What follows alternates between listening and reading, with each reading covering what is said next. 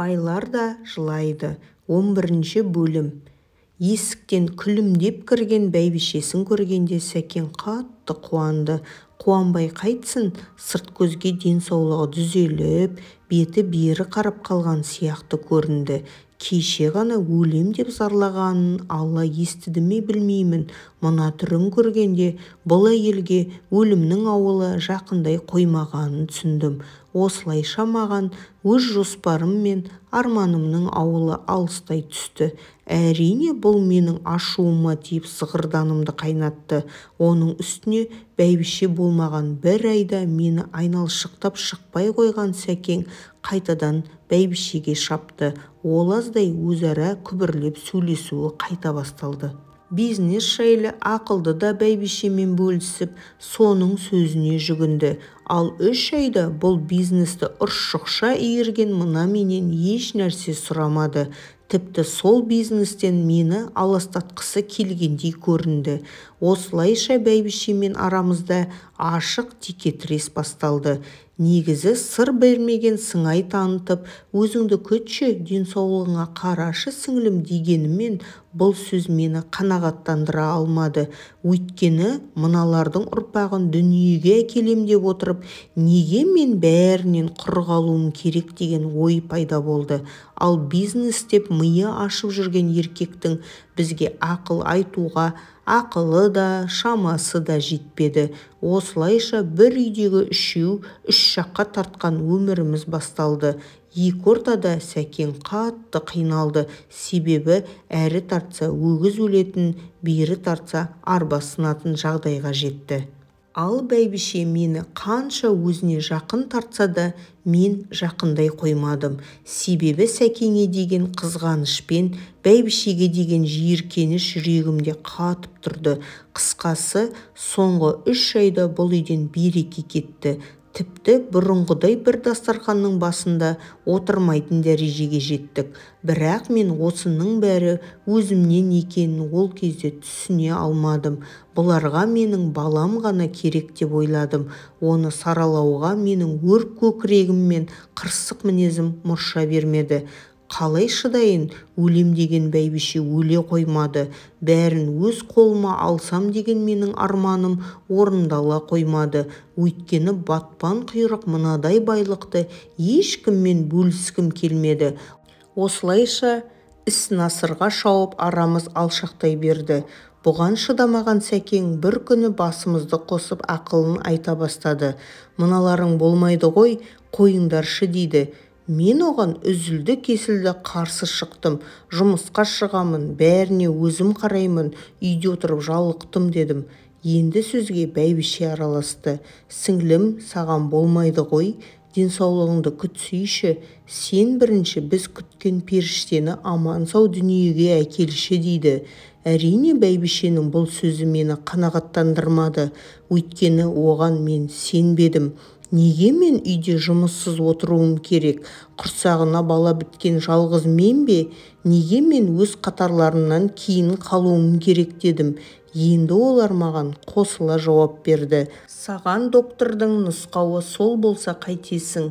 Баланы жоғалтып алуымыз мүмкін. Сенбесең өз докторынан сұрашы дейді. Қысқасы олар маған осылай ақталмақшы болды. Алайда бұл сөзге мен бәрібір сенбедім. Өзім өз құлағыммен естімегенше сенбеймін дедім. Бірақ сонда да күмәнім басылмады. Өйткені маған келіп жүрген докторды мыналар сатып алуы мүмкін ғой. Солай деп айт десе, ол солай деп сайрамай ма? Ақшасын төлеген соң бітті. Соның күйін ойнап әнін айтады емес пе? Қысқасы менің сөзіме ашуы келген бәйбіше өзі сыйлаған көлікті жарты бағасына сатып жіберді. Енді бұл менің онан сайын қанымды қарайтты. Ашу қысып айқайлап жібердім. Мұндайды күтпегені рас. Енді менен бәйбіше де, күйеуім де безіп кетті. Мен болсам сонда да Сәкеңнің соңынан қалмадым. Жағаласып, жармасып жүріп жұмысқа шықтым. Анама хабарласып, бала көтергенімді баяндап бердім. Ойында түк жоқ, анам қатты қуанып кетті. Балалардың оқуы басталмай тұрып, келіп кететінін айтты. Міне мен осылайша қатты өзгеріп бара жаттым. Сол кезде жүйкемнің тозып, ақылымнан адасқалы тұрғанымды сезбедім. Қысқасы, өткен айқайдан соң маңыма жоламай қойған бәйбішеден осылайша құтылдым. Енді маған Сәкең болса болды деп жүре бердім. Тіпті ашуым келсе айқайға басып, оған да жанаршырлық танытпадым. Ішімдегі бала тұрғанда бұл ешқайда бармайды, байлаусыз да айдаусыз да жүреді деп ойладым. Сөйтіп жүріп, неке қағазымды сұрап, оны да алдым. Миын жеп, су жаңа көлікті қайта алдырттым. Енді маған 4 қабырғам түгелдей көрінді. Міне, мұның ең сорақысы, сол осының бәрін менің өз жеңісім деп есептедім. Осылайша күн артынан күндер жалғасып жатты. Менің де қарным қампайып шыға бастады. Құрсағындағы ұл деген сөз онан сайын менің мәртебемді көтерді. Төбем көкке жеткендей болды. Мұны естіген Сәкең де айналшықтап зыр жүгірді. Айтқанымды екі етпей орындап жүрді. Ал қолынан билігі кеткен бәйбіше күн санап төмендей берді. Ақыры 3-ші рет емделуге кетіп тынды. Бірақ ертең жолға шығамын деп отырған бәйбіше соңғы рет кешірім сұрады. Тіпті өз аяғымен бөлмеме кеп тұрып сұрады. Соңғы рет өтінішім болсын, жұмысыңды қой да денсаулығыңды күтші сіңлім дейді.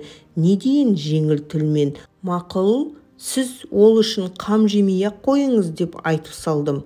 Ол болса, ұл деген ол тек Сәкеңнің ғана емес, менің де арманым еді ғой. Түсінші деп құшақтап маңдайымнан иіскеді.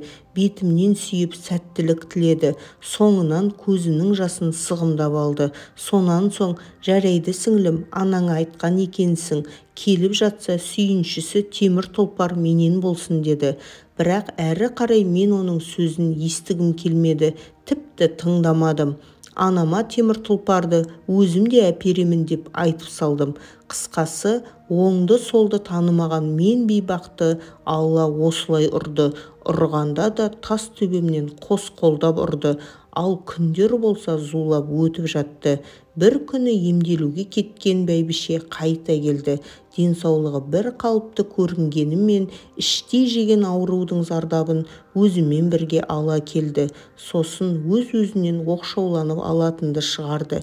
Тіпті қасына барған Сәкеңе де Сабирашқа баршы, ұл сенікі деп қайтарып жіберіп отырды.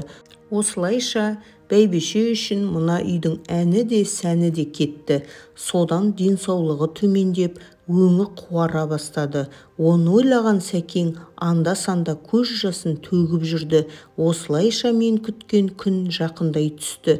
Сөйтіп жүргенде бір күні ала дорбасын арқалап ауылдан анам жетті. Сүйіншіңіз деп сызылған бәйбіше 1,5 миллионды қалтасына салып жіберді. Өйткені үйде темір тұлпар жүргізетін ешкім болмай ақшасын ала кетті. Мен де қалыс қалмай біраз ақшаны қолына ұстаттым. Онан Сәкеңнің атағаны бар. Қысқасы, менің анам бір күнде байып шыға келді. Ал мен болсам осының бәрі менің ғана жемісім деп жүрдім. Құрсағымдағы ұлдың сый-сыбағасы деп жүрдім. Бірақ бәрін бәйбішеден естіген анам өзі кеп айтса да тоқтамадым. Мен үйде жұмыссыз отыра алмаймын деп шығарып салдым. Сөйтіп жүргенде тағы да бір ай өте шықты. Менің де күнім жақындай түсті. Құрсағымдағы қошқар қозғала бастады. Бұл әрине менімен бірге бәйбішені де, Сәкеңді де қатты қуантты. Енді ол сорлы мені айналшықтай бастады. Бірақ бәйбішенің бас қасына барып кеп жүрді. Міне мен осылайша өз дегеніме жетіп, Сәкеңді бәйбішеден тартып алдым. Қысқасы, өз жағыма шығардым. Ашсам алақанымда, жұмсам жұдырығымда ұстадым. Сонда ғана ішімде тулаған қызғаныш деген қызыл иттен құтылғандай болдым. Ал тұйықтанып алған бәйбіше күн санап төмендей түсті. Айда бір толатын көк су аптаға ауысты, онан күнараға ауысты. Жедел жәрдем шақыру жиілеп кетті. Арадан 3 күн өткенде жылап еңіреп шетелдегі 2 қыз жетті. Төркіндерімді ертіп менің анамда келді. Ал аяуды білмейтін сұм ажал алқымнан ала түсті. Осыдан біраз бұрын тағынан тайған бәйбіше енді тұғырынан ұшқалы жатты. Осылайша өлім мен өмір арасындағы айқас басталды. Мұны көргенде Сәкеннен күй кетті. Көңілі құлап, жанын қоярға жер таппай зыр жүгірді. Алладан бұйрық алған жаналғыштан кім құтылсын? Сол күні таң қыла бере бәйбіше бақилық болды. Соңынан анашым деп еңіреп жылаған қос қарлығашы қала берді. Жарынан айырылған жарымжан Сәкең боздап сала берді. Осылайша сырты қызыл кірпіш үлкен үйдің іші қара жамылды. Қысқасы, докторлар айтқан өлшеулі өмір осымен бітті. 1 жыл дегені бір күндей көзді ашып жұмғанша өте шықты. Сонда ғана мен бейбақ бұл 5 күндік жалған дүние екенін түсіндім. Өкініштен өзегім өртеніп, өксігімді баса алмай қатты қиналдым. Бірақ бәріне де кеш еді. Жалғасы бар.